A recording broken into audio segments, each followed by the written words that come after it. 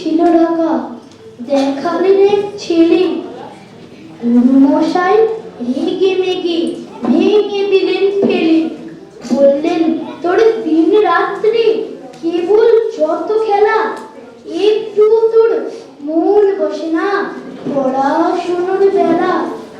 মাগো আমি জানাই কাকে, তোর কি গরু আছে? আমি যদি নালিশ করি এক্ষুনি তার কাছে।